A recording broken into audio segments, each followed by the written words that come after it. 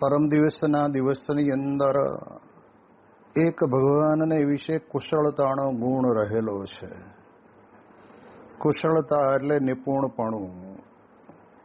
એટલે આપણે તે દિવસના કથાની અંદર તો આપણે જોયું હતું કે માનવ સર્જિત સાધનોની અંદર પણ કેટલી જબરજસ્ત ત્યાં આગળ આ પ્રમાણે એની અંદર જુદી જુદી પ્રકારની સગવડતા મૂકીને માનવને સરળ બનાવવા માટે પ્રયત્ન કર્યો છે. એ એની નિપુણતા હતી.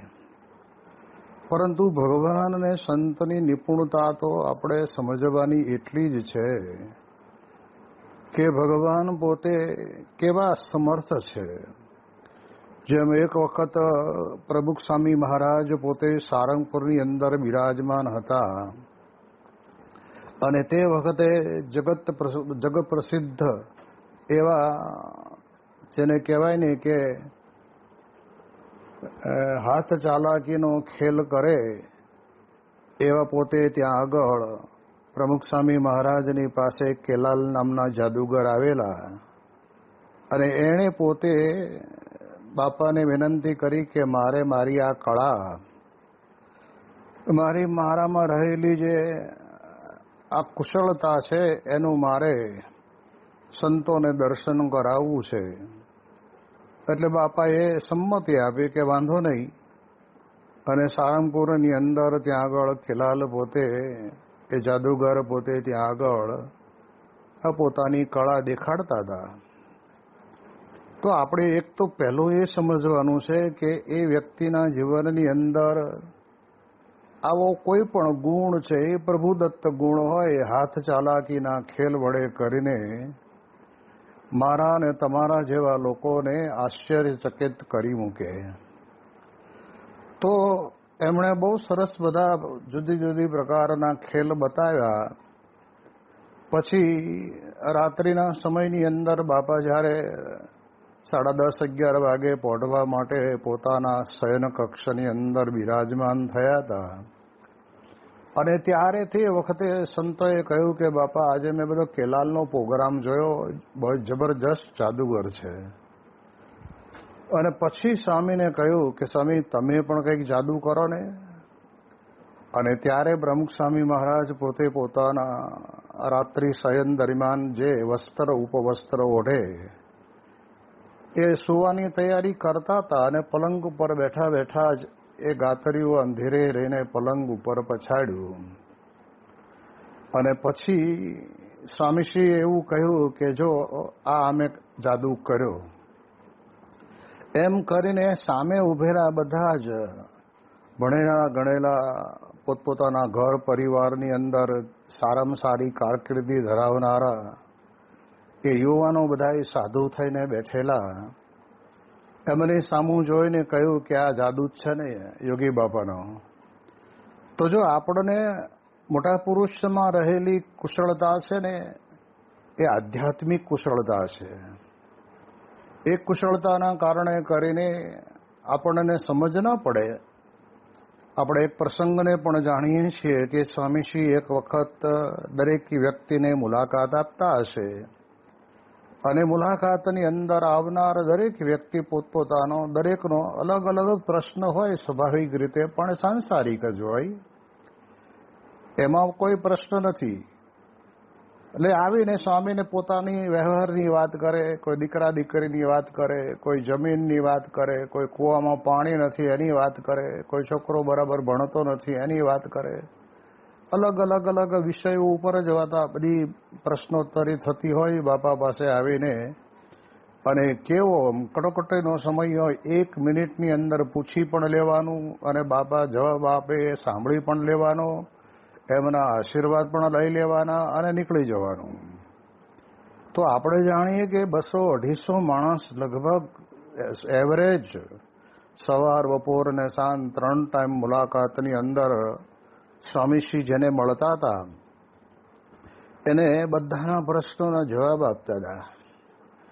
આવું જ દ્રશ્ય કોઈ અમેરિકન પત્રકાર હશે, મને કંઈ એનું નામ યાદ નથી, પરંતુ એ પોતે ત્યાં આગળ એક સંતની જોડે ઊભા હશે અને સંત બધી સંસ્થાકીય સાંપ્રદાયિક પ્રણાલિકા સત્પુરુષના મહિમાની ભગવાન પૃથ્વી ઉપર પ્રગટ છે એ બધી વાતો કરતા હશે.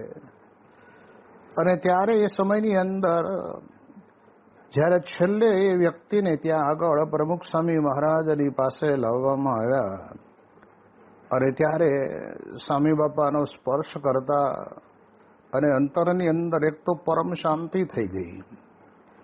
પછી બન્યું કેવું, તો એણે પ્રશ્ન પૂછ્યો કે સ્વામીજી, એટલે એણે અંગ્રેજીમાં પૂછ્યું હશે અને સાથે ઊભા હતા એ સંતે પોતે દુભાષ્યા તરીકે એનું ગુજરાતી કરીને બાપાને કહ્યું કે બાપાને એવું કહ્યું કે સ્વામી એવું પૂછે છે કે હું ક્યારનું જોઉં છું આ તમારી પાસે એક એક વ્યક્તિ આવે છે, પ્રશ્ન પૂછે છે, એને તમે હા અથવા ના અથવા વચલો રસ્તો કંઈ પણ તમે આપતા હશો, એ આપ્યા પછી તમને એવું નથી લાગતું કે કદાચ એ નીકળી જાય, પણ પછી મનમાં એમ થાય કે મેં આને આમ કહ્યું એના કરતાં આમ કહ્યું હોત તો સારું હતું, એવું મનની અંદર નથી થતું?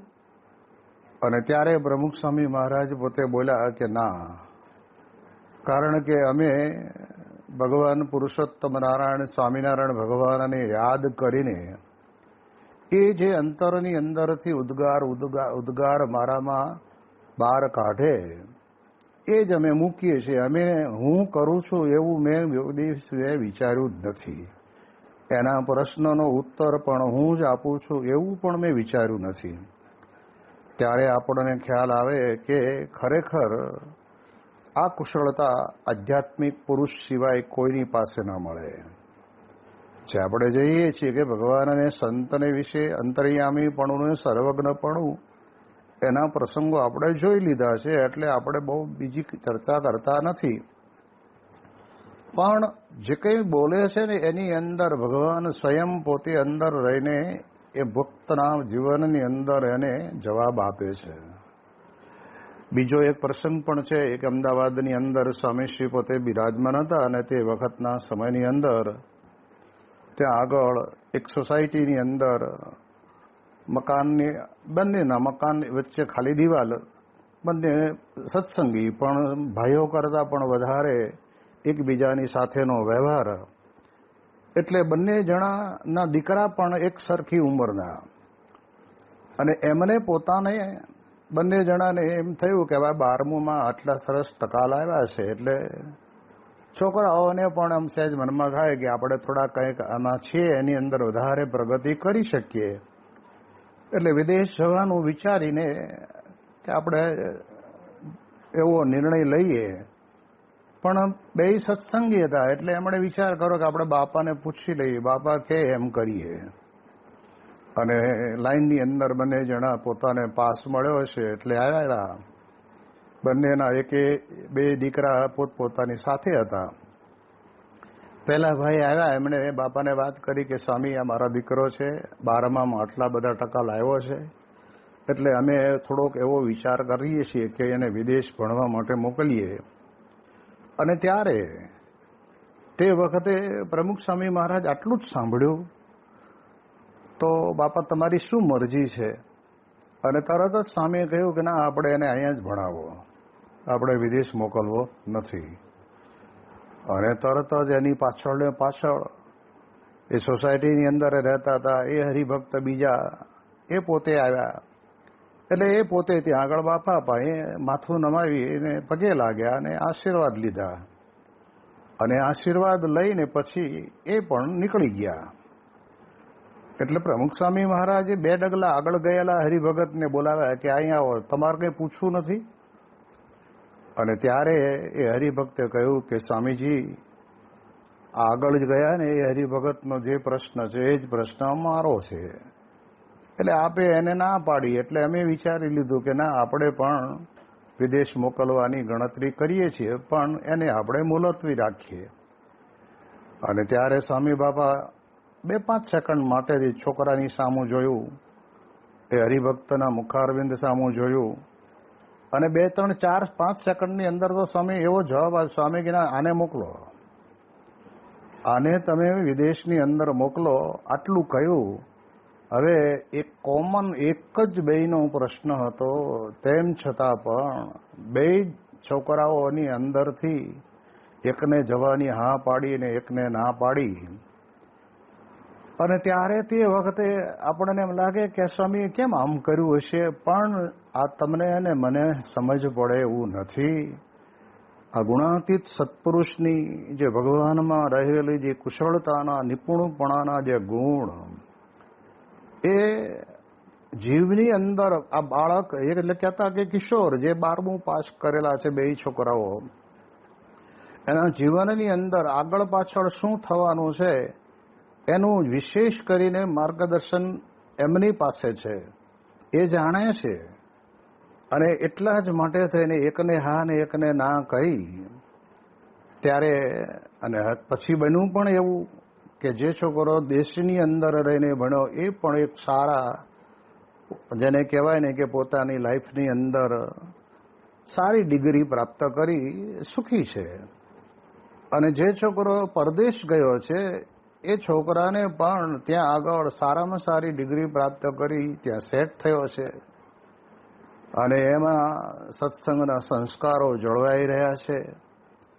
તો આપણને સમજ પડે નહીં, પણ મોટા પુરુષમાં કેટલી જબરજસ્ત નિપુણતા રહેલી છે, જે આપણે ન કરી શકીએ, આપણે ન વિચારી શકીએ એવું અદ્ભુત કાર્ય ગુણાતીત સત્પુરુષ અને ભગવાન પોતે કરી શકતા હોય છે. એટલે કહે છે ને કે મૂંગા માણસને મોઢે આ વેદનું પઠન કરાવવું કેટલું અઘરું. એટલે આપણે ત્યાં એક શ્લોકની અંદર કહેવાય છે કે મુકમ કરોતિ વાચાલમ પંગુમ લંઘયતે ગિરિમ યત કૃપા તમહમ વંદે પરમાનંદમ માધવમ. તારીખ 10 જૂનની સવારે વચનામૃત પીરસતા સ્વામીશ્રીએ વાત કરી કે ભગવાનમાં કોઈ ભૂલ નથી. એમ સમજીને ભક્તિ કરીએ તો આપણી ભૂલો સુધરે. બુદ્ધિથી પરની આ વાતો છે, માટે બુદ્ધિ ચાતુરી મૂકી દેવી. આ ભૂમિકા બાંધી સેવાની રીતિ શીખવતા તેઓ વધુમાં જણાવ્યું, કરવી તો બધાની સેવા કરવી, નહીંતર હાથ જોડીને ઊભા રહેવું. સારી ભાવનાથી કરવું, મરણીય નિશ્ચય રાખવો કે પાછળથી ખોટી છાપ પડે તેવું ન કરવું. મોક્ષ ન બગડે તે જોવું. અંદરના સ્વભાવનું ઘર્ષણ ન થવા દેવું. મહિમાની વાતો નાખીશું તો વાંધો નહીં આવે. ભૂલો થવાની, પણ જોવું કે તે પ્રામાણિક ભૂલ છે કે ઈરાદાપૂર્વકની. કોઈની અજાણ્ય ભૂલ થઈ હોય તો તેના પર તૂટી ન પડવું. ખાધે ન ખૂટે પણ બગાડ કરે તો ખૂટે. આપણી પછી પણ આવી દઢતા થાય તે જોવું. એક સમજણથી થયું હોય તો આગળ ઉપર ચાલવું સારું ચાલશે. વાહન ન હોય તો ચાલીને જવાની તૈયારી રાખવી, પણ ધર્માદો અને કથા વાર્તામાં ખામી ન આવવા દેવી. અક્ષર પુરુષોત્તમનું જ્ઞાન આપવાની તમન્ના જોઈએ. આ તમન્ના સાથે મંડેલા સ્વામીશ્રી શિબિર દરમિયાન મંદિરોને સુવ્યવસ્થાથી સભર કરવાની તજવીજમાં રદ દેખાતા, પરંતુ સૌને એ પણ અનુભૂત હતો કે સ્વામીશ્રીના મતે તો વ્યવહારમાં આધ્યાત્મિકતાનું જતન થાય એ જ મોટી સુવ્યવસ્થા છે. આ દિશા તરફ જ સૌને દોડતા હોય તેમ સ્વામીશ્રી શિબિરના વિવિધ સત્રોમાં કહેતા રહ્યા કે આપણે બધી સેવા કરીએ છીએ, પણ ગમે તે રીતે જેમાંથી જમવાનો સમય તો અવશ્ય કાઢીએ છીએ, તેમ કથા વાર્તાનો પણ સમય કાઢવો જ. હવે રસોડાની સેવામાં શ્રદ્ધા અને મહિમા આ બેની જરૂર છે. મોટા સંતો મેં જોયા છે, તે બધું જાતે જ કરતા. જોડના સંતને ચલાવી લેતા, નભાવી લેતા. મોટેરાને જ ઘસાવવું પડે. પોતાનું વર્તન મહત્વની વસ્તુ છે. શક્ય હોય તો અંગ્રેજી આદિ જાણવું પણ જરૂરી વર્તન છે. ભાષાની બહુ મહત્તા નથી, નિષ્ઠા અને વર્તન જોઈએ. ભગવાનમાં પ્રેમ એ મહત્વનું છે. આજ્ઞા થઈ પછી વિચાર ન કરવો. આજ્ઞાઓમાં શંકા કુશંકા થાય તો મન મોડું પડે. સાધનો હોય તો સમાસ થાય તે કંઈ વિશેષ મહત્વ નથી. એ ન હોય તો પણ સત્સંગ પ્રચાર થઈ શકે. આપ સારા તો દુનિયા સારી. ભૂલો કાઢવા કરતાં ભૂલો સુધારવી. 15 વર્ષ સત્સંગમાં રહ્યો હોય 15 વર્ષ સત્સંગમાં રહ્યો હોય તોય તેની પ્રકૃતિને સ્વભાવથી જાય છે. કોઈ સંસ્થામાંથી જતો રહે તે સંસ્થાએ તેની ખબર ન રાખી કે સંસ્થામાં ગરબડ છે તે કારણ નથી. પણ તેનો સ્વભાવ કારણ જ છે. વિચરણથી આત્મશુદ્ધિ થાય, સ્વભાવો જાય, બળ મળે. સત્સંગ કરાવવા ધીરજ, શાંતિને સમય જોઈએ. નિષ્ઠાવાળો થાય એટલે ફાયદો. ભલે એક કે બે થાય, સ્વભાવોમાં ઘણા ભેગા થાય, ભાવ થાય, પણ કોન્ક્રીટ કામ કરવા ફરી જવું પડે. પછી ગામ આપણું થાય. ઉતાવળ ન કરવી, વ્યવસ્થિત કરવું. નિષ્ઠાવાન તૈયાર કરવા. ભગવાન મુખ્ય છે, બાકી બધું એની પાછળ છે. રીતિ સીધી વધવાની છે, પણ ઠાકોરજીની ઉપેક્ષા તેટલું ગૌણ થશે.